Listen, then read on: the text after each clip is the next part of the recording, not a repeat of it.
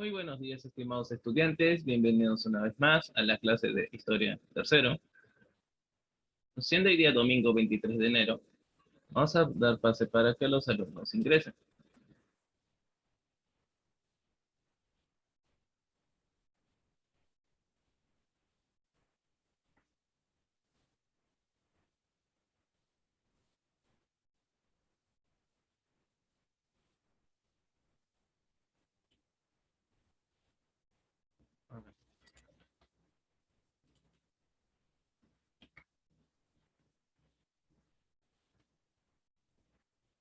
La,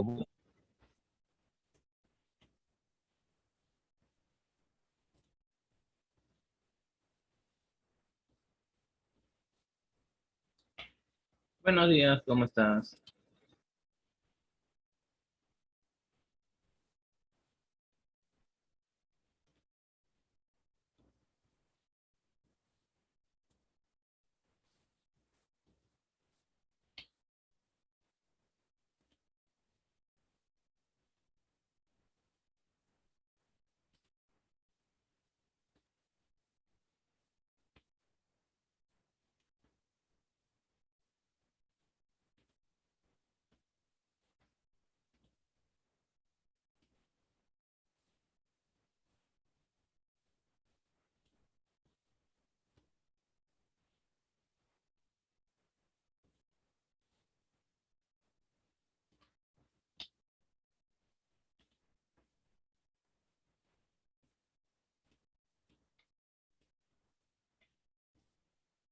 ¿Qué tal? Buenos días, ¿no? Bueno, vamos a comenzar. En esta ocasión vamos a ver acerca, ¿no?, del primer gobierno de Andrés Avelino Cáceres, ¿no? Y también vamos a resolver la actividad pendiente para el día de hoy, ¿no?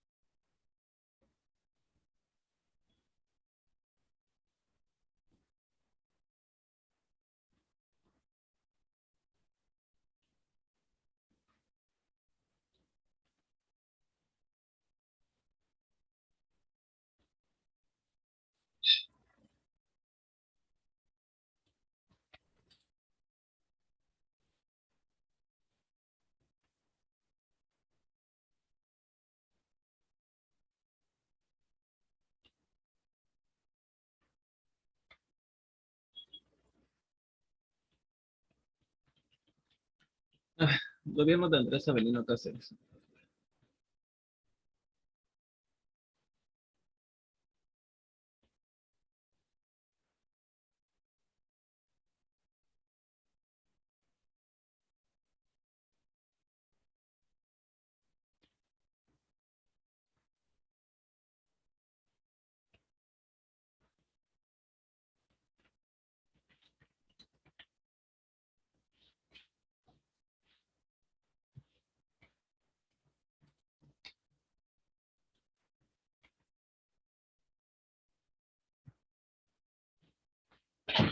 Cáceres asumió el mando el 3 de junio de 1886. Su mandato de 4 años según la Constitución de 1860, la liquidación de la situación caótica originada por la guerra y a la vez el restablecimiento de la paz interna, fue entonces cuando se sentaron las bases de la reconstrucción nacional.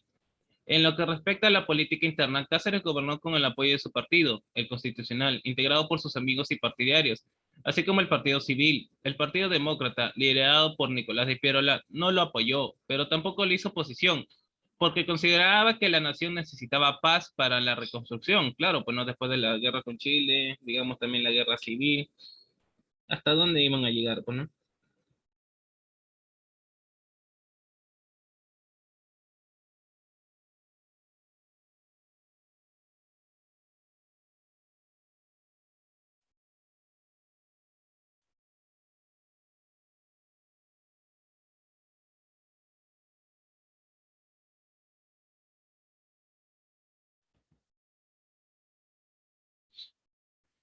Una característica de este régimen fue la inestabilidad ministerial, o sea, hubo en total 10 consejos de ministros, debido a lo que la amenaza de censura aplicada destempladamente por una minoría parlamentaria de tendencia liberal, que también obstruyó por mucho tiempo de aprobación de importantes medidas, como la firma del contrato Grace, por la que acabó siendo expulsada del Parlamento y reemplazada. Un acontecimiento importante fue el discurso de Manuel González Prada. ¿Y qué es lo que dijo Manuel González Prada en el Teatro Politeama en 1888?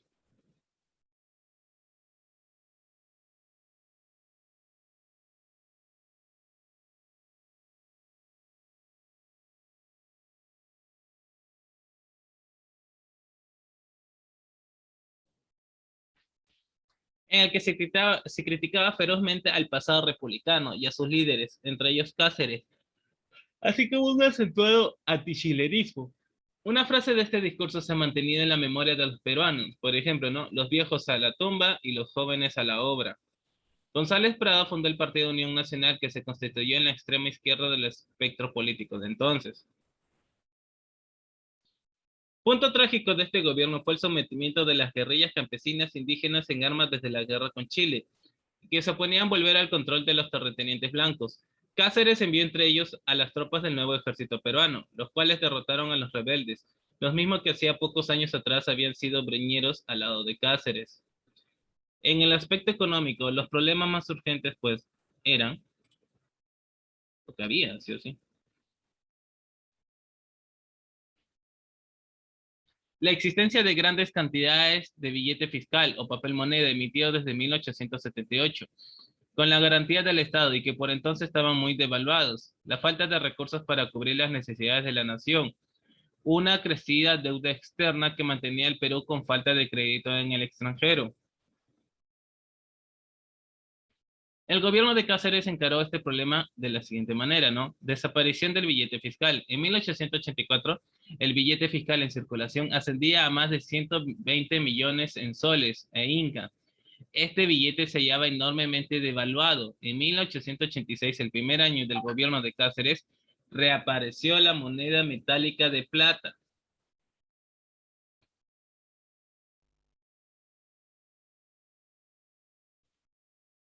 Aunque se mantuvo el curso del billete fiscal cuya conversión en metálico se dispuso.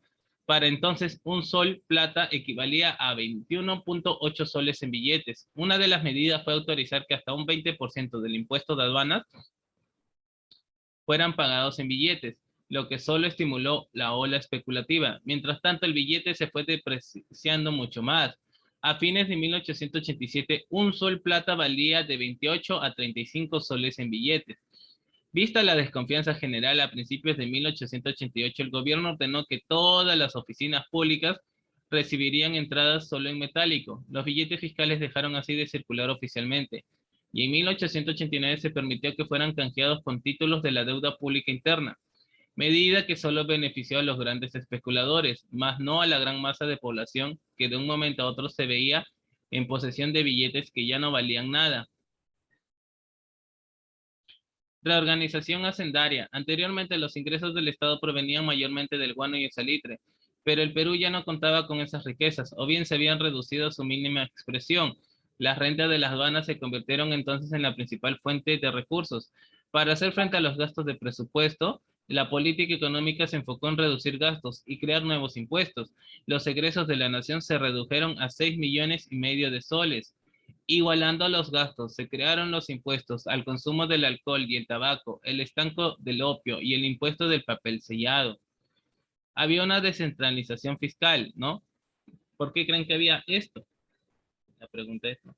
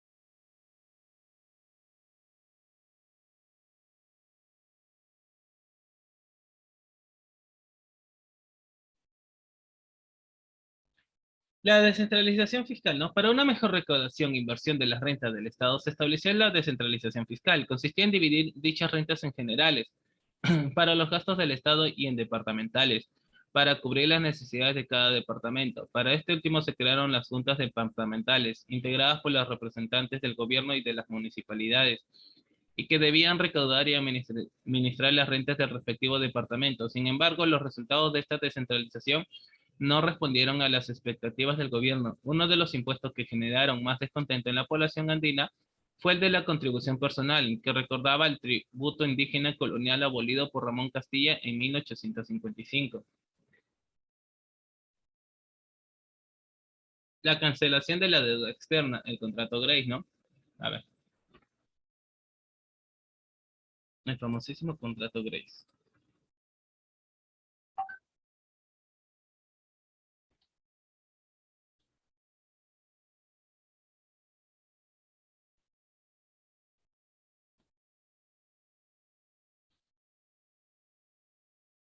El contrato Grace, llamado también contrato Aspillaga-Douno-More, por haber firmado Antero Aspillaga y Lord Douno-More, fue suscrito el 25 de octubre de 1888 entre el gobierno peruano y el Comité Inglés de Tenedores de Bonos de la Deuda Externa del Perú, por la cual esta entidad lideraba al Perú por el pago de dicha deuda, a cambio de la entrega de la administración de sus ferrocarriles por 66 años, entre otras concesiones. Se denominó Grace, pues el representante de los bonistas ingleses y redactor primigenio del proyecto del contrato fue Michael P. Grace, un hombre de negocios de origen irlandés, que fue sometido a su aprobación en el Congreso de la República, abriéndose un amplio e intenso debate sobre sus ventajas y desventajas para los intereses de la nación. Durante varios meses se fue prorrogando su aprobación en el Parlamento, por obra de una minoría parlamentaria combativa, hasta que el gobierno hizo vacar a estos congresistas y nombrar a otros, logrando finalmente la aprobación en octubre de 1889. Los bonistas ingleses crearon la compañía de Peruvian Corporation para la administración de los ferrocarriles peruanos. ¿Y por qué creen que firmaba este contrato Grace? ¿No? Se preguntarán.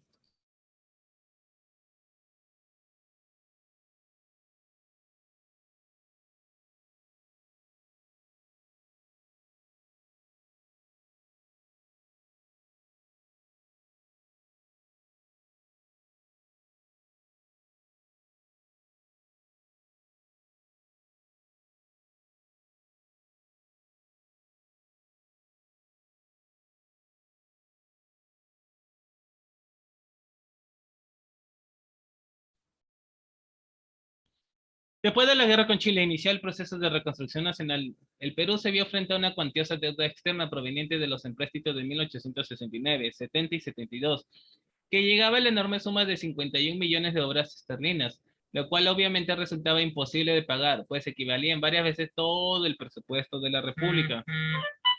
Los acreedores amenazaron con requisar al Perú sus exportaciones, si es que el gobierno peruano no se venía a transar un acuerdo.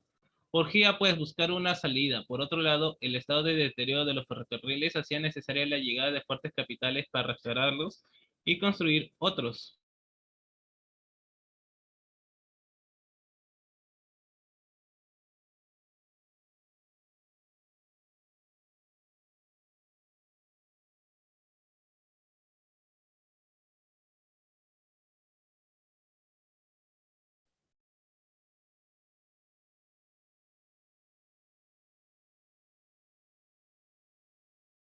A fines de 1886, ¿no? El negociante irlandés Michael P. Grace, representante de la Casa Grace, en nombre de los acreedores extranjeros reunidos con un comité inglés de tenedores de bonos de la deuda externa en el Perú, presentó al gobierno de Andrés Avelino Casas el proyecto de un convenio para cancelar la deuda peruana. La propuesta era que el Estado peruano entregara a los acreedores todos sus ferrocarriles y obras ferroviarias por 75 años, así como 3 millones de toneladas de guano, 2 millones de hectáreas en la selva central, el privilegio de explotar las minas del Cinabrio en Santa Bárbara, Huancavelica, la explotación del petróleo en Piura, además de la concesión del libre uso de los muelles a donde llegaban los ferrocarriles, incluida la libre navegación por el lago Titicaca, y 33 anualidades de 80.000 libras esterlinas. El gobierno vio con buenos ojos este proyecto, pues permitía el restablecimiento del crédito del Perú en el exterior, así como la inyección de importantes capitales para la restauración de los ferrocarriles y la construcción de otros. El inconveniente más notorio que naturalmente acarrearía la crítica de la ciudadanía era la entrega de los ferrocarriles a una compañía extranjera. Pero una medida como esta se consideró justificada, teniendo en cuenta que tales ferrocarriles habían sido construidos con el dinero de los préstamos de 1869, 70 y 72. ¿Habían opositores a este proyecto? Sí, como en todo, en todo.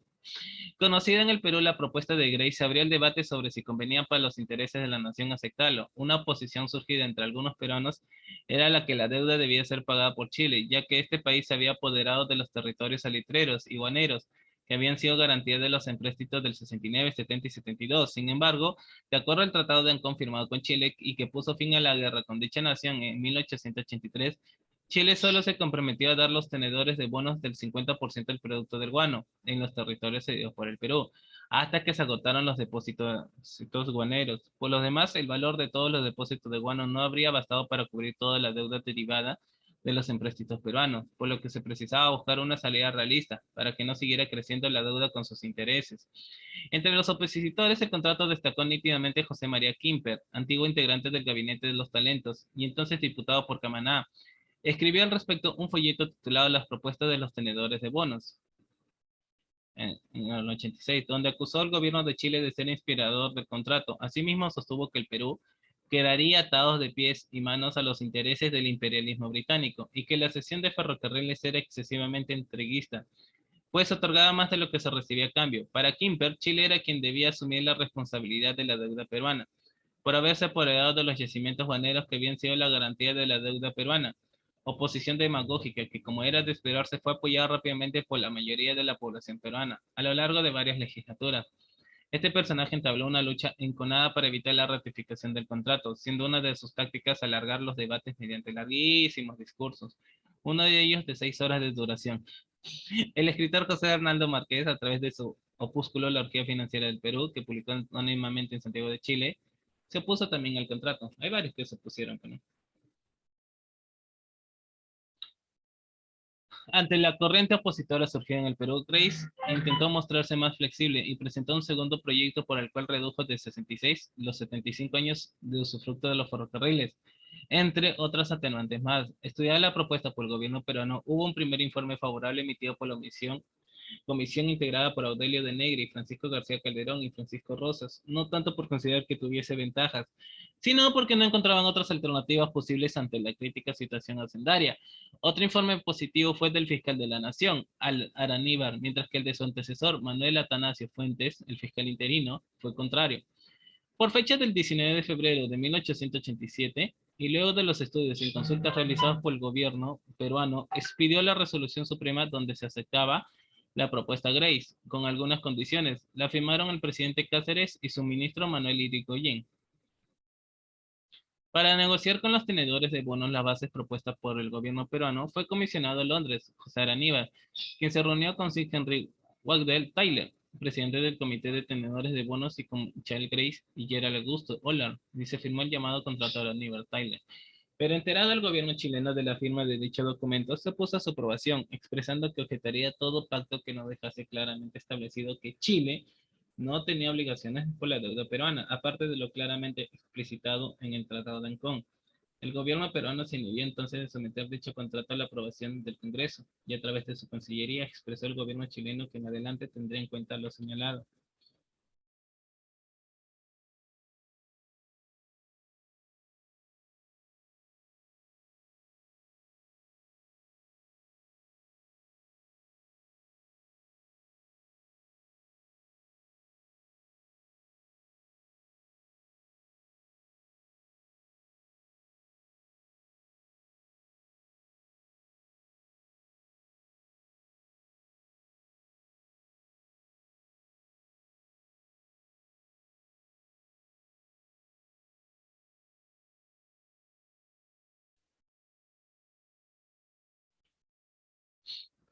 Un nuevo contrato fue suscrito entre el quinto conde de Nemours, representante de los acreedores, y el ministro de Hacienda peruana Antero Aspillaga.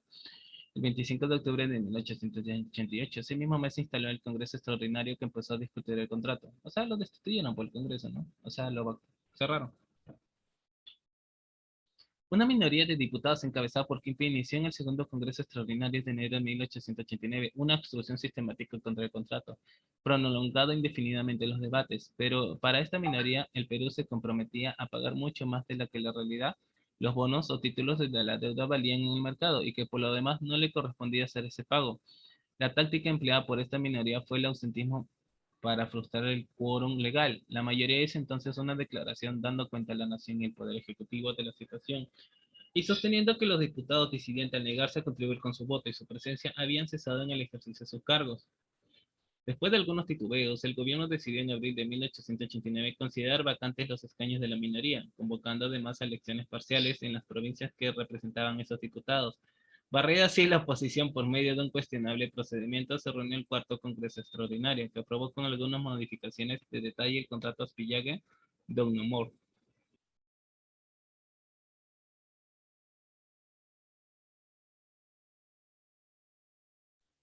Aprobado el contrato, los bonistas ingleses crearon la compañía de Peruvian Corporation. Solo era nombre nada más, ¿no? Para decir, ah, estamos en Perú.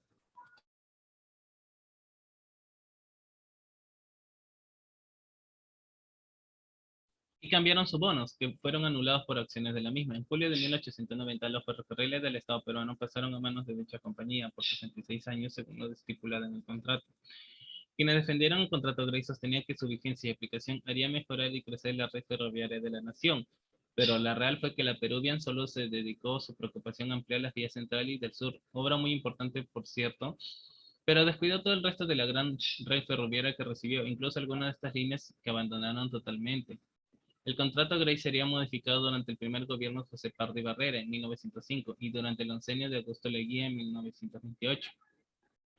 ¿Había ventajas y desventajas? Pues sí, la ventaja notoria que logró el Perú con la firma de este contrato fue la anulación de su cuantiosa deuda externa proveniente de los empréstitos del 69 al 72, que con intereses llegaba a una enorme suma que en esos momentos resultaba imposible pagar. La recuperación del crédito externo y del prestigio nacional era entonces de suma prioridad para llevar adelante el proceso de reconstrucción nacional que por entonces inició en Perú, luego de la desastrosa guerra con Chile. Asimismo, los bonistas asumían la obligación de realizar inversiones, capitales, estos que eran muy importantes para el resurgimiento económico del país. La desventaja palmaria fue la entrega de toda la red ferroviaria pública a las manos de una compañía extranjera, primero británica y luego norteamericana. Aquellas vías eran entonces de vital importancia, pues eran las únicas que conectaban la costa con el interior del país y sus más importantes centros mineros, teniendo en cuenta que la minería ha sido tradicionalmente la mayor fuente de divisas del Perú. Prácticamente quedó pues bajo control extranjero la mayor parte de los recursos del país. Ya vimos también que la Peruvian Corporation no cumplió a cabalidad su compromiso, ampliar la red ferroviaria, ya que dejó en abandono muchas líneas. Asimismo, siguiendo en el rubro de las desventajas, se ha sostenido con fundamento que en esta transacción del Perú pagó en demasía, tal como la dijeron en su momento Quimper y sus partidarios. Años después, el presidente Guillermo Billinghurst, en un mensaje al Congreso fechado en 1913, aportó cifras tremendamente reveladoras. El valor de los bonos de la deuda externa peruana al momento de celebrarse el contrato Grace solo llegaba a la cifra de 2.368.832 de libras esterlinas. Este monto fue cancelado concediéndoles los bonistas bienes cuyos valor superaba esa deuda en más o menos 6 veces, ya que se les pagó con bienes que tenían un valor sumado de 18.204.628 libras distribuidos así, ¿no? 17.013.180 libras, que era el precio de los ferrocarriles entregados, 650.948 libras en dinero efectivo abonado a los creadores y 630.000 libras pagados a los creadores en bonos de deuda externa chilena. No obstante, queda en la incógnita si el gobierno de Cáceres pudo haber logrado un acuerdo más justo y equilibrado con los bonistas, o si en realidad optó por la solución más realista en ese momento.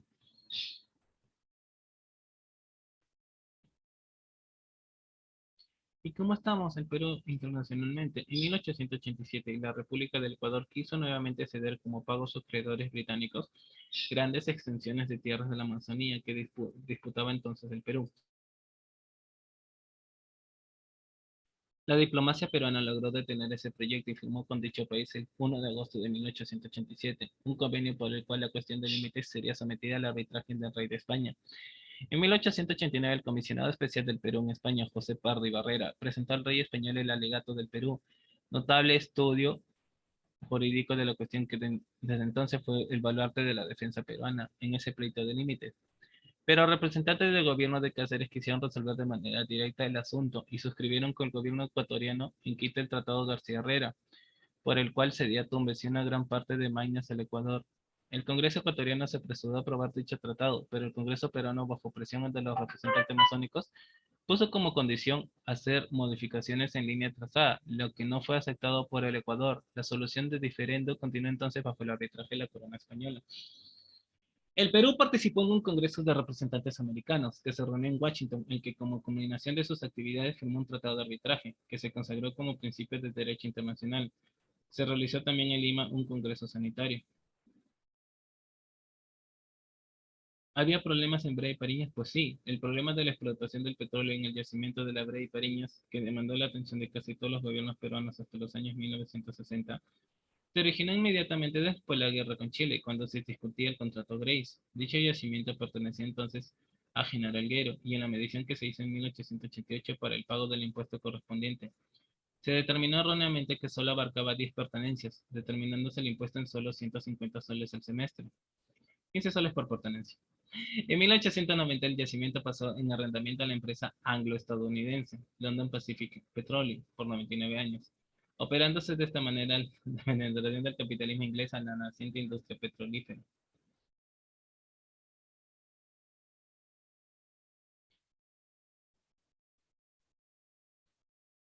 A ver, ¿qué otras obras habrá hecho Cáceres, no?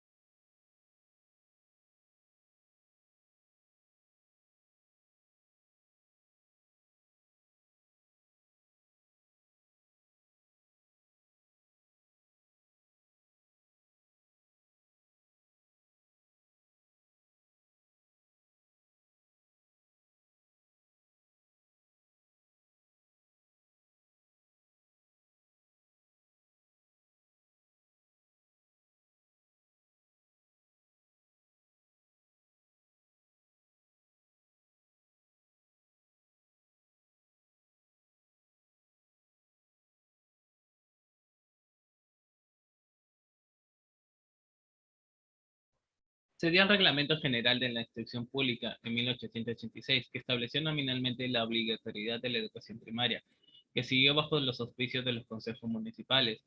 Se crearon escuelas, talleres artesanales en las capitales de departamentos. Se reorganizó el ejército y se reabrió la escuela militar y la escuela de clases. Llegó a las costas peruanas la cañonera Lima, de 1.790 toneladas, uno de dos navíos de guerra mandados a construir por el gobierno peruano en Kiel en 1880. Fue la primera unidad de la nueva escuadra del Perú, que renacía tras el descalabro de la guerra. La otra cañonera gemela tuvo que ser cedida de los constructores en pago de deudas existentes. Se fundó en Lima el Banco Italiano en 1889, con aporte de capitales de la colonia italiana, institución que ha llegado hasta nuestros días con el nombre de BCP, o Banco Crédito del Perú. Se fundó la Fábrica Nacional de Tejidos Santa Catalina, en la actual Avenida Grau, en el 89. La fábrica de tejidos de Vitarte fue adquirida por la compañía inglesa Peruvian Cotton, con la que dicha industria adquirió un gran impulso. Se importaron las primeras bicicletas en el 89. Se creó la Sociedad Geográfica de Lima en el 88, entidad encargada de estimular el conocimiento de la geografía nacional en sus más variadas manifestaciones. Se suprimió el Tribunal de Consulado de Lima en el 87 y se creó la Cámara de Comercio de Lima en el 88. Se inauguró el alumbrado eléctrico en el centro de Lima, a cargo de la empresa Peruvian Electric Construction and Supply Company, y se instaló en la Plaza de Armas y se extendió en las calles aledañas. En 1888 se instaló el servicio telefónico en Lima, que luego se extendió al Callao. Se inauguró en 1889 el muelle del puerto Salaberry, en el departamento de La Libertad, en la explotación del petróleo a cargo de capitales ingleses. Tuvo un desarrollo importante en el norte del Perú. Se instaló en Talara la London Pacific Petroleum Company, y para explotar los pozos de La Brea y Pariñas. En el campo petrolífero de Zorritos había 9 pozos que daban 250.000 a 300.000 litros de petróleo diarios, hacia 1890. Se obtenían también queroseno, que era de buena calidad. En julio de 1890 llegaron numerosos restos de los héroes peruanos caídos en las acciones de Angamos, Pisagua, San Francisco, Tarapacá, Alto de la Alianza y Arica. Fue en ocasión que llegaron los restos de Miguel Grau y de Alfonso Ugarte, siendo sepultados el día 16 de julio en solemne ceremonia en el cementerio Presbítero Maestro. Cáceres designó su vicepresidente y partidario Remigio Morales Bermúdez como su candidato para las elecciones presidenciales programadas para el 13 de abril de 1890. Como contrincantes se presentaron Francisco Rosas, candidato por Partido Civil, y Nicolás de Piérola, líder del Partido Demócrata. Como este último se mostraba como el favorito de los votantes, el gobierno se propuso ponerlo fuera de juego. Los principales dirigentes demócratas fueron perseguidos y encarcelados, Piérola entre ellos. Eso entonces a sus seguidores a que se abstuvieran de votar. Contando pues con el control total del proceso electoral, Morales Bermúdez resultó elegido presidente de la República para el periodo de 1890 a 1894.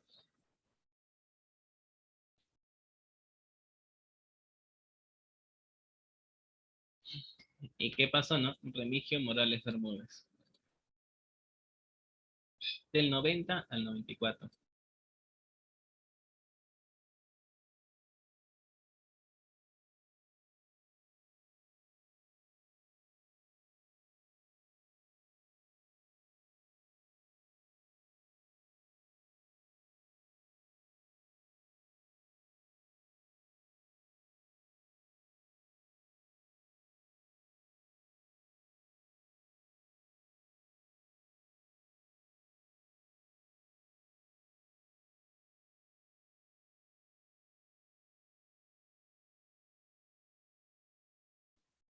A ver, Remigio Morales Bermúdez.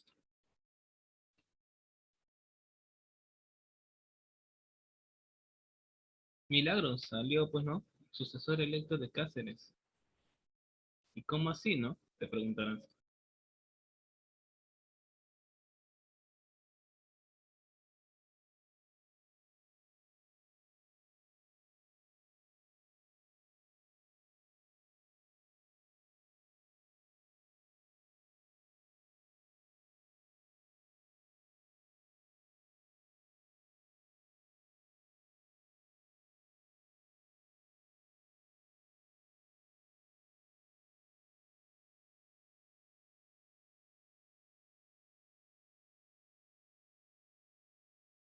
A ver, Remigio Morales Bermúdez.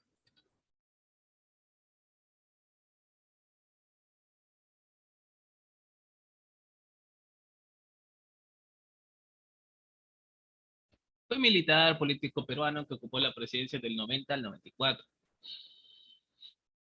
Fue un militar que luchó en la Guerra del Pacífico, actuando en la campaña terrestre del sur, en la defensa de Lima y en la campaña de La Breña. En esta última orden del general Andrés Avelino Cáceres, de quien se convirtió en un acérrimo partido político. Luchó contra Miguel Iglesias y fue primer vicepresidente bajo el primer gobierno de Cáceres, apoyado por el cacerismo.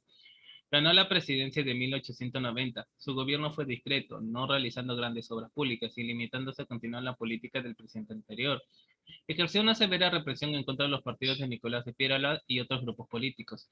En el aspecto internacional no logró un acuerdo limítrofe con Ecuador, al no ser aprobado el Tratado García Herrera. Una severa, ejerció una severa represión en contra de los partidos Nicolás de Piérolas y otros grupos políticos. En el aspecto internacional, no logró un acuerdo limítrofe con Ecuador, al no ser aprobado el Tratado García Herrera por el contrato peruano. Asimismo, su gestión se enderezó a preparar el plebiscito que debía realizar en Tacna y Arica, ocupada por los chilenos, según lo previsto en el Tratado de Ancón, pero ella no se concretaría por el desinterés de Chile en llevar adelante dicha consulta. Ya en las postrimerías de su gobierno enfermó repentinamente de gravedad y falleció el 1 de abril de 1894. Lo reemplazó su segundo vicepresidente, Justiniano Borgoño. Esta controvertida sucesión presidencial que dejaba de lado al primer vicepresidente Pedro Alejandrino Ancelar, con el fin de favorecer la vuelta al poder del general Cáceres, dio origen a una sangrienta guerra civil, tras cual se inauguró el gobierno constitucional de Nicolás de Piérola.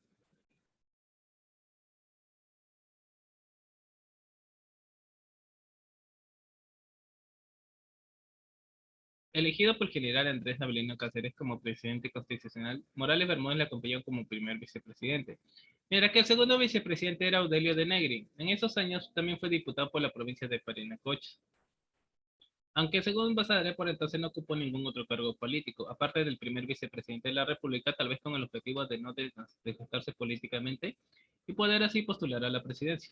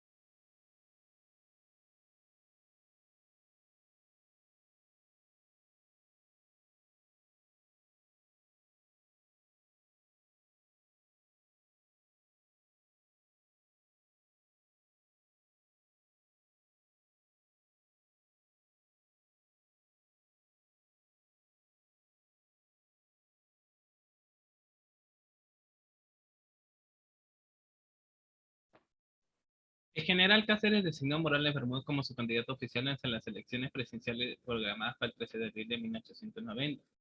Morales Bermúdez contaba con el apoyo de todo el aparato del gobierno y de un influyente grupo parlamentario encabezado por Mariano Nicolás Balcarce.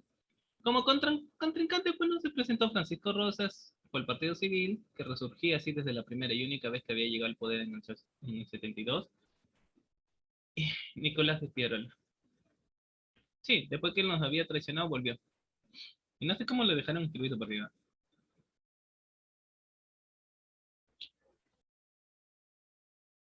La candidatura más popular era la de Piérola, por lo que el gobierno se propuso eliminarla. Un decreto ordenó abrir procesos en el fuero militar contra Piérola e Iglesias por haber usurpado el poder en los días de la guerra con Chile. Piérola fue apresado, el órgano periodístico de los demócratas. El país fue clausurado. Piérola instó a sus seguidores que se abstuvieran de votar, como ya había hecho en las anteriores elecciones. contando pues con el control total del proceso electoral a su favor. Morales Bermúdez resultó ganador con 2.899 votos, que representaba el 68% de los votos válidos de los colegios electorales. Factor clave para este triunfo fue el apoyo del presidente de la Cámara de Diputados, Mariano Nicolás Balcarce, y sus amigos que realizaron las calificaciones de las actas de sufragio, favoreciendo al candidato del cacerismo. Morales Bermúdez resultó así elegido presidente de la República para el periodo del 90 al 94, siendo acompañado por Pedro de Alejandrino Solar y por Justiniano Borgoño en la primera y la segunda vicepresidencia respectivamente. No hubo manifestaciones ni protestas en contra del resultado.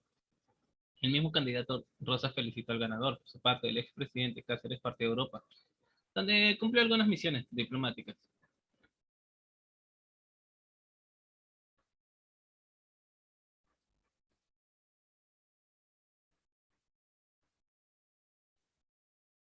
Morales Bermúdez asumió oficialmente la presidencia el 10 de agosto de 1890. Desde 1876 no se producía una transmisión constitucional del mando. En su gobierno se sucedieron 8 gabinetes ministeriales, presididos por ¿no? el doctor en leyes Mariano Nicolás Valcárcel, el abogado Federico Herrera, el coronel Justiniano Borgoño, el abogado Federico Herrera, el coronel Juan Ibarra, el diplomático Carlos Elías, el general Manuel Velarde Seona, el magistrado José Mariano Jiménez. ¿Y qué pasaba en el aspecto político, no?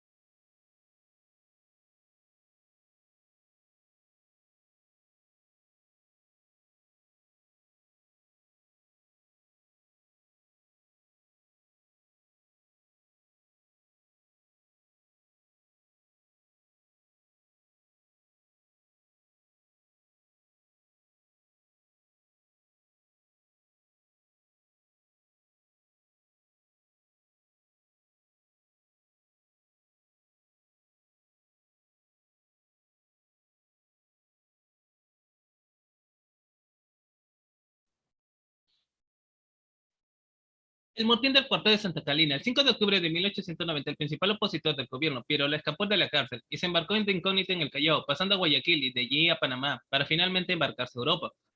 El 3 de diciembre de 1890 estalló un motín en el cuartel limeño de Santa Catalina, liderado por el coronel Arturo Morales, que invocó el nombre de Pirola. La represión fue muy severa, siendo fusilados el cabecilla y otros 21 militares, lo que motivó las quejas de los familiares de los fallecidos, llegando el asunto hasta el Parlamento.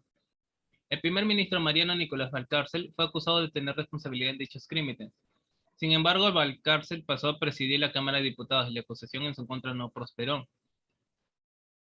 El 30 de diciembre de 1891 se aprobó el decreto de amnistía política general que dispuso de clausura de todos los juicios abiertos por conspiración y motines a civiles y militares. El 17 de diciembre de 1892 el Congreso sancionó una nueva ley de elecciones que mantuvo los defectos de la ley anterior: sufragio indirecto, influencia de las autoridades políticas en la realización de los registros electorales y la decisión de las dualidades por el Congreso. Su novedad fue que prohibió por primera vez en la historia republicana el sufragio de los analfabetos, como la gran masa de población indígena era analfabeta.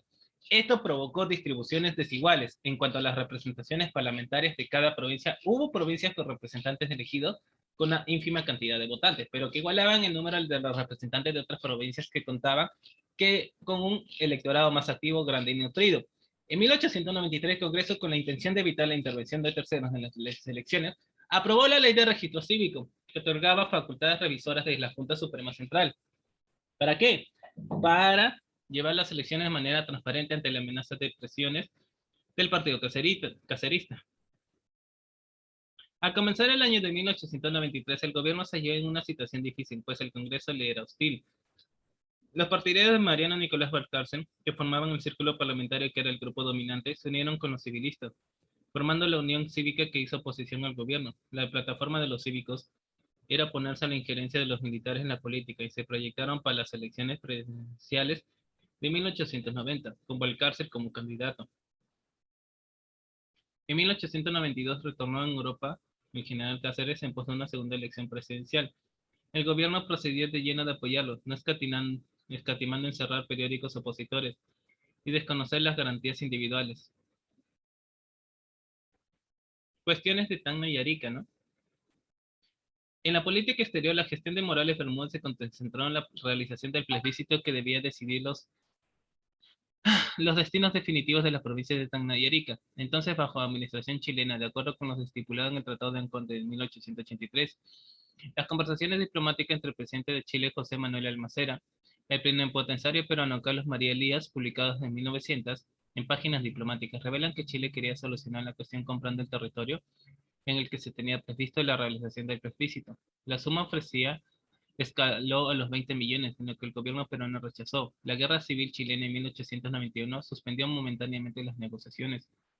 Entre 1892 y el 94, el canciller peruano Eugenio Lavarrure continuó con la negociación con Chile y proponiendo unas bases para la realización del plebiscito, en todo caso la devolución de Tacna y Arica al Perú, a cambio de amplias concesiones comerciales para Chile, pero el gobierno chileno rechazó la propuesta.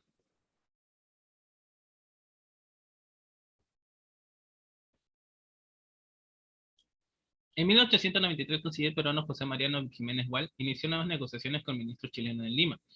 Javier Vial Solar Jiménez propuso una vez vencido el plazo por 10 años, Tacna y Arica debían volver al Perú, en que el plebiscito se debía realizar después de presidido por el Perú por un país neutral, en cual solo debían participar los nacidos en dichas provincias. Pero el representante chileno objetó esta base y aunque se firmó un protocolo, esto solo trató sobre algunos puntos menores. De todos modos, el gobierno chileno desaprobó la actuación de su ministro Vial. Las negociaciones continuaron en Santiago a cargo del canciller peruano Ramón Ribeiro, quien propuso a la Cancillería chilena que definiera de una vez las bases para el plebiscito. Su propuesta era que junta encargada del mismo debería ser estar encabezada con un peruano, un chileno y un neutral, de que el derecho a voto debía ser para los nacidos para la provincia en los que estuvieran residencia contienen 2 años como mínimo. La Cancillería chilena no respondió. Finalmente, el plazo para la realización del plebiscito venció el 28 de marzo de 1894. El Perú protestó por la continuación de la ocupación chilena de Tacna y Arica, pero Chile argumentó que era necesaria una prórroga para preparar adecuadamente el plebiscito. Este asunto sería desde entonces la preocupación principal de la Cancillería peruana por varias décadas más. El plebiscito nunca llegó a realizarse.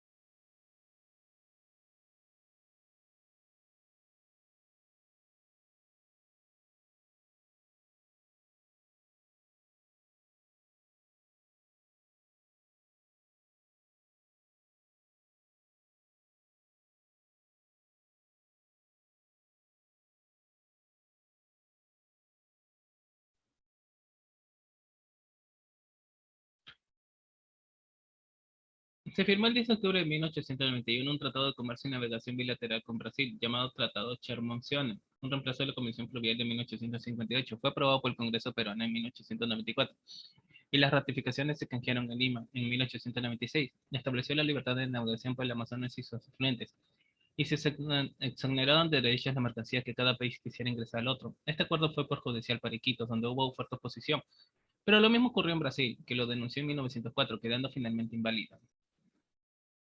Se produjeron huelgas de empleados, trabajadores, aunque todavía no estaba reconocido el derecho a la huelga. En 1891 estalló la huelga de los agentes de las aduanas del Callao. En 1892, la de los tipógrafos de los diarios de Lima y de la de los trabajadores de las fábricas de cigarros. En cuanto a la política económica, Morales Bermúdez se propuso cumplir los compromisos derivados del contrato suscrito por el primer gobierno de Cáceres con la firma inglesa Grace en 1888, que transfería esta compañía el control de todos los ferrocarriles del país a cambio del arreglo de la deuda externa. No obstante, en sus 2 primeros años de gobierno, Morales Bermúdez no pudo cumplir con dicho compromiso, ante lo cual la firma inglesa se negó a pagar sus contribuciones al Estado. La solución llegó en diciembre de 1892, cuando Chile devolvió al Perú las cobradoras de Guanillos, Punta de Lobos, Pabellón de Pica e Isla Lobos, las cuales fueron transferidas a la Peruvian Corporation como señal de pago en sus deudas. La Peruvian Corporation cumplió entonces con su compromiso de construir la prolongación del ferrocarril central desde Chicla hasta La Oroya y del ferrocarril del sur hasta Sicuani. El contrato Grace permitió el ingreso del capital británico en 1890 y promovió tanto a la industria petrolera como la minera, reflejado en el continuo incremento de establecimientos fabriles.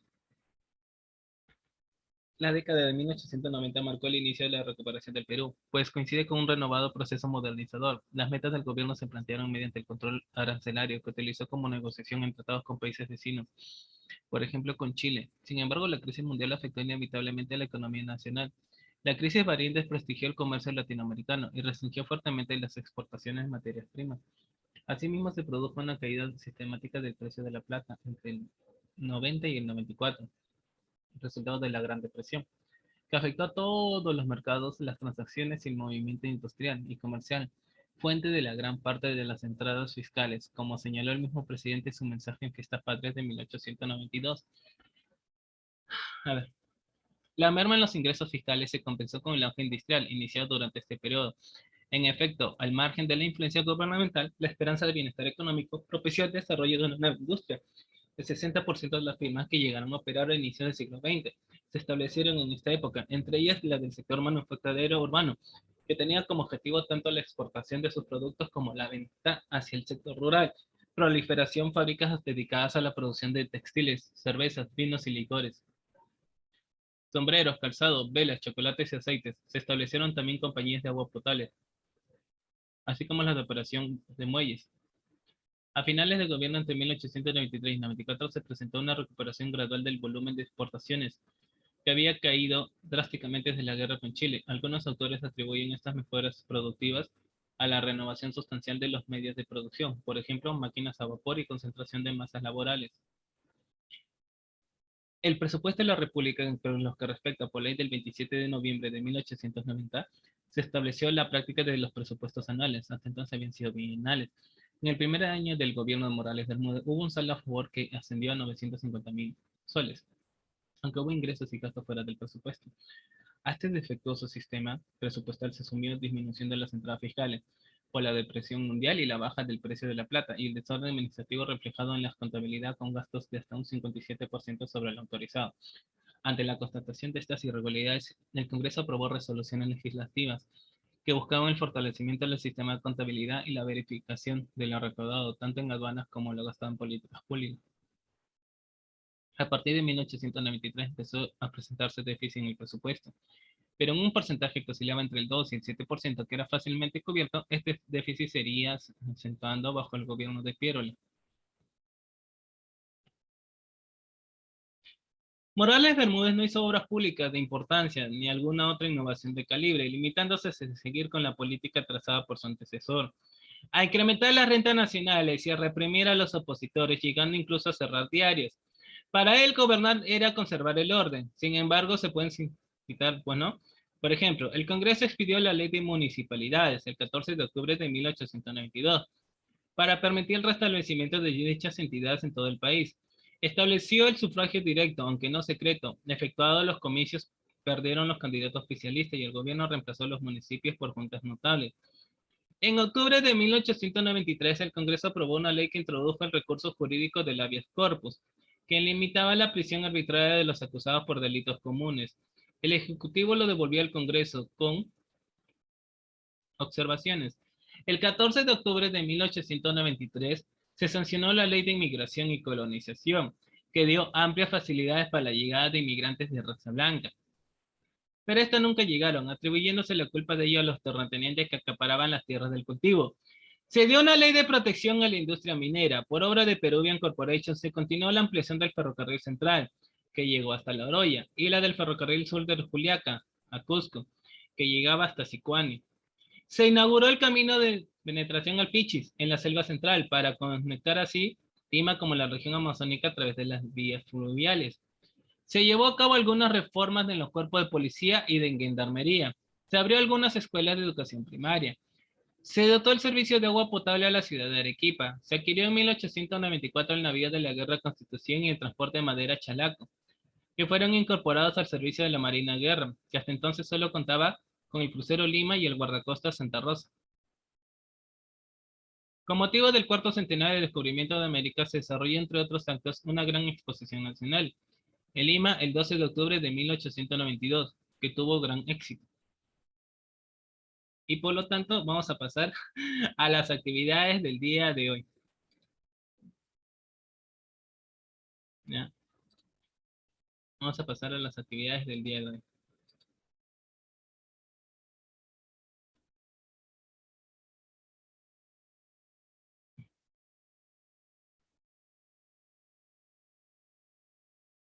A ver, ¿no? La nueva mirada a lo popular. ¿Qué crees que significaría, no? La nueva mirada a lo popular.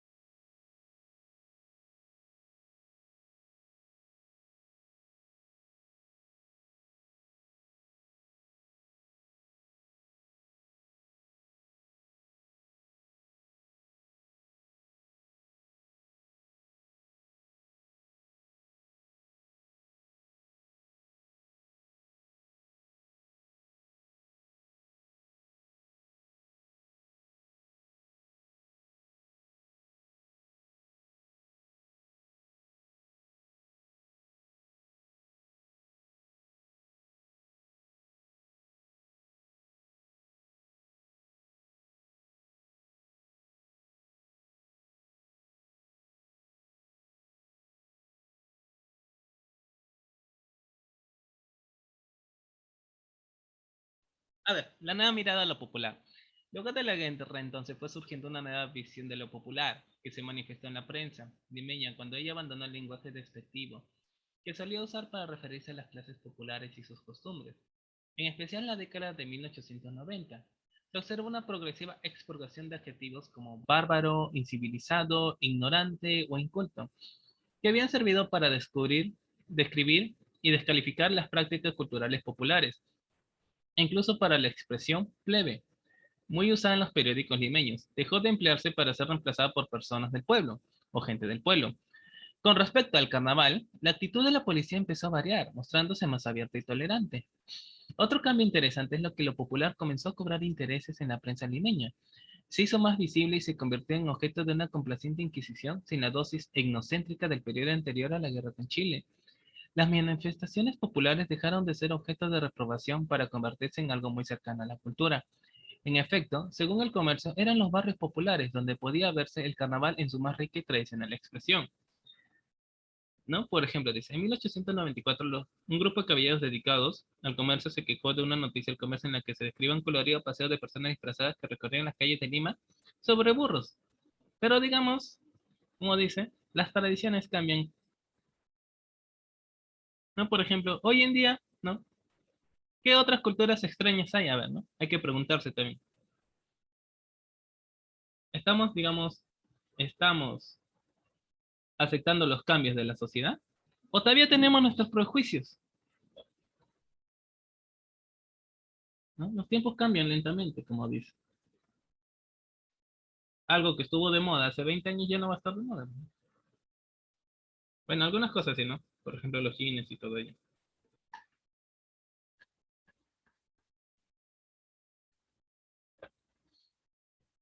Vamos a las preguntas.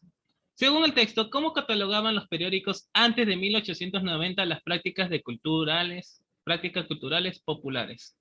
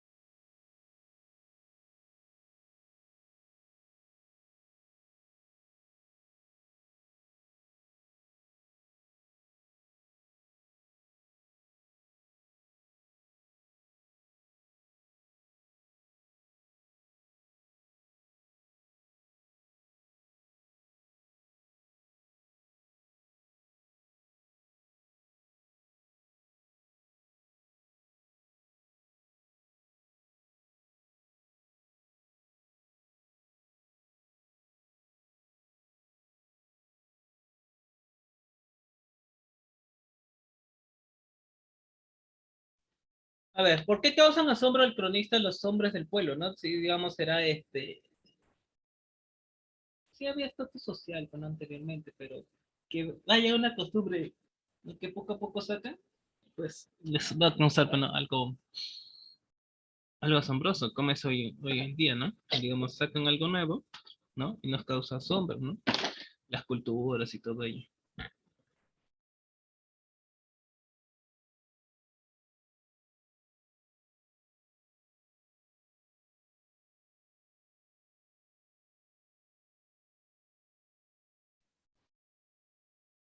Ya, esas dos preguntas vayan respondiendo para pasar a la siguiente, por favor.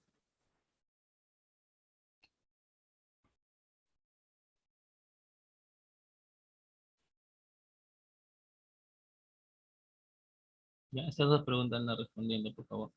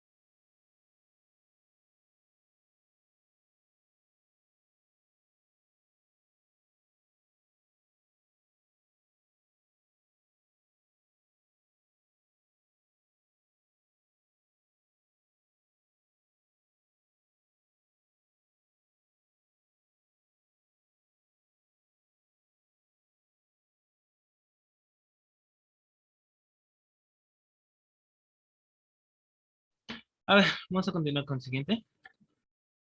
Primer gobierno de Cáceres y gobierno de Remigio Morales Bermúdez. A ver, ¿no? ¿Desde cuándo empieza el primer gobierno de Cáceres? A ver, ¿desde cuándo empieza el primer gobierno de Cáceres?